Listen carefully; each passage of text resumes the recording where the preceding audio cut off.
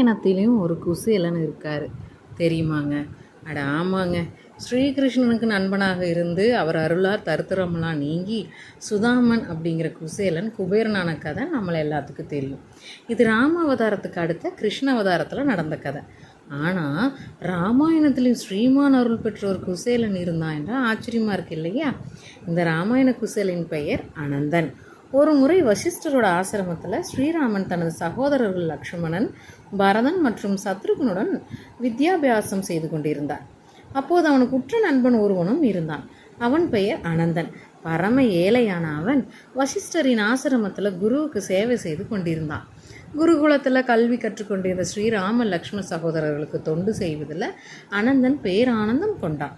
குறிப்பாக ஸ்ரீராமன் மீது அவன் வைத்த பற்றும் பாசம் அளவு கடந்ததாகவே இருந்துச்சு. பதிலுக்கு அனந்தனிடம் ஸ்ரீராமனும் பேரன்பு காட்டி கொண்டிருந்தார். இருவரும் சேர்ந்து ஆனந்த மரமாகவே குருகுலத்தில் விளங்கியிருந்தாங்க. ஸ்ரீராமனுக்கு ஏடுகளெல்லாம் எடுத்து வைக்கிறது, எழுத்தாணியை கூறாக்குது, வில்லை தொடச்சி வைக்கிறது, அஸ்திரங்களெல்லாம் எடுத்து வைக்கிறது, உணவு பரிமாறுதுங்கிற பணிகளில் பெரும் மகிழ்ச்சியோடு செய்து வந்தான் அனந்தன். ஸ்ரீராமனை ஒரு நாள் காணவில்லை என்றாலும் அவன் மனம் ஏங்கி தவிக்கும். சுதாமனும் கண்ணனும் போல வசிஷ்டருடைய குருகுலத்தில் ஆனந்தனும் ஸ்ரீராமனும் நட்பு கொண்டிருந்தார்கள். ஒவ்வொரு மாதமும் சில நாட்கள் வனத்துக்கு சென்று தர்பை புல் பறித்து வர வேண்டியது அனந்தனின் கடமை. அதுபோல் ஒரு முறை அனந்தன் வனத்துக்கு போகிறான். அந்த நேரத்தில் ஸ்ரீராமனின் குருகுலம் முடிந்து குருவிடம் விடைபெற்று சகோதரர்களுடன் அயோத்திக்கு போயிடுறார். வனத்தில் இருந்து திரும்பி வந்த அனந்தன் விவரம் அறிஞ்சு தாங்க முடியாத வருத்தம் கொள்கிறார். உடனே ஸ்ரீராமனை காண அவன் மனம் துடிக்குது. உடனே புறப்பட்டு அயோத்தியில் உள்ள ஸ்ரீராமனின் அரண்மனைக்கு போகிறார். அங்கே அவனுக்கும் மேலே ஒரு அதிர்ச்சி காத்திருக்கு. அப்போதான் மகரிஷி விஸ்வாமித்திரருடன் ஸ்ரீராமனும் லக்ஷ்மணும் இதில் வனத்துக்கு புறப்பட்டு போயிருந்தாங்க. துக்கம் அனந்தனோட தொண்டையை அடைச்சிது. ஒன்றும் அறியாத பாலனாகிய ஸ்ரீராமன் கானகம் செல்ல நேர்ந்தது எண்ணி கலங்கி போகிறார். ஸ்ரீராமனை காட்டுக்கு அனுப்பிய தசரதனையும் அழைத்து சென்ற விஸ்வாமித்திரரை மனதுக்குள் கடிந்து கொள்கிறான். பாவம் ஸ்ரீராமன், காட்டில் அவன் என்ன செய்வான்? அவனுக்கு யார் சேவை செய்வார்கள்?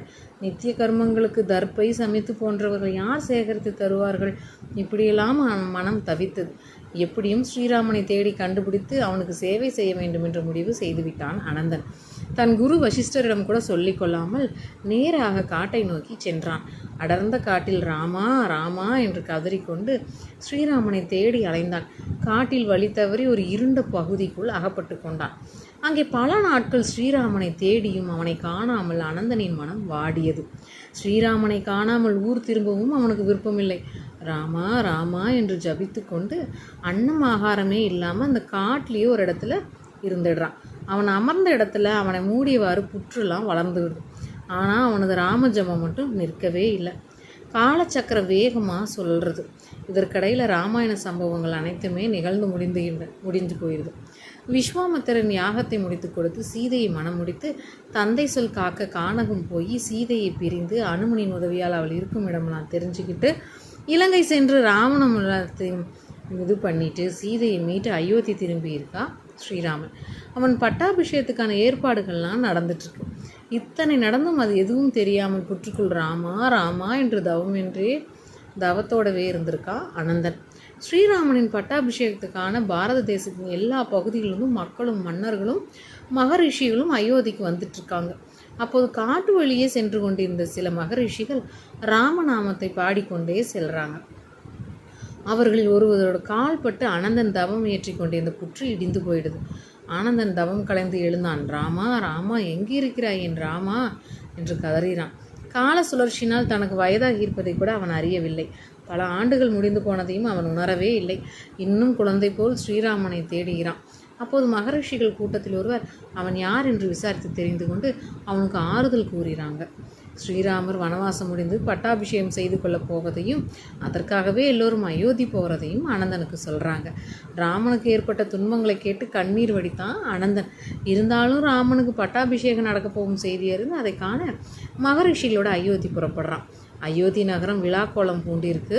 அன்று பட்டாபிஷேக நாள். எங்கும் வேத கோஷமும் மங்கள இசையும் முழங்கிட்டு இருக்கு.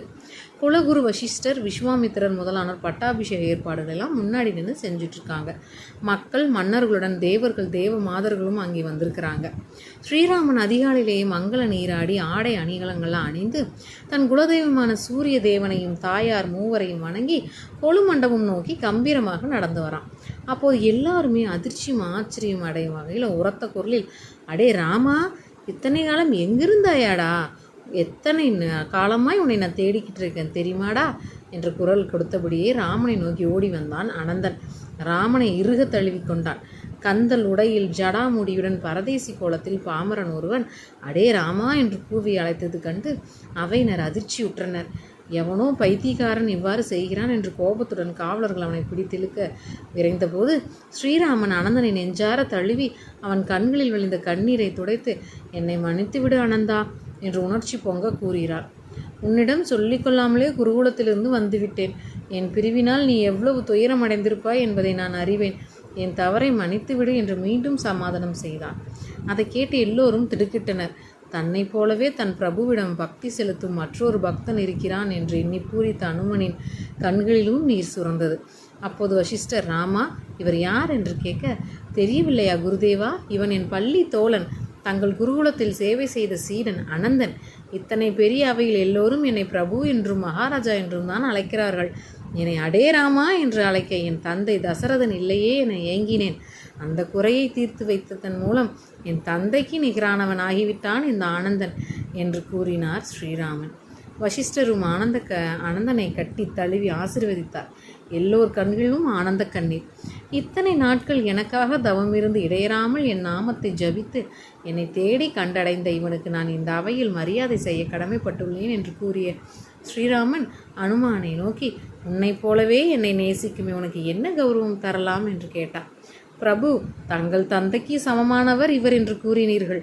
தாங்கள் சிம்மாசனத்தில் அமரும் முன்பு இவரை அதில் அமர்த்தி மரியாதை செய்வது இவருக்கு மட்டுமில்ல, நம் அனைவருக்குமே பெருமை என்று கூறினார் அனுமன். எல்லோருமே அதை ஆமோதித்தனர். இத்தனை பெரிய மரியாதைக்கு தான் தகுதியானவனா என்று எண்ணி கூனி குறுகினான் அனந்தன். அவன் வேண்டாம் வேண்டாம் என்று தடுத்தும் கேளாமல் அவனை சிம்மாசனத்தில் அமர்த்தி மாலை அணிவித்து மரியாதை செய்து பாத பூஜையும் செய்தார் ஸ்ரீராமன். அதன் பின்னே ஸ்ரீராமன் பட்டாபிஷேகம் ஆரம்பமானது. ராமதாம் அவதாரத்தில் பகவானின் அன்பினால் கட்டுண்டு ஆனந்தமடைந்த அனந்தனே ஒருவேளை அதே பேரானந்தத்தை மீண்டும் அனுபவிக்க கிருஷ்ண அவதாரத்தில் குசேலனாக வந்தானோ என தோன்றுகிறதல்லவா? இந்த கதை கேட்கும் அனைவருக்குமே பூரிப்பு வந்திருக்கும்.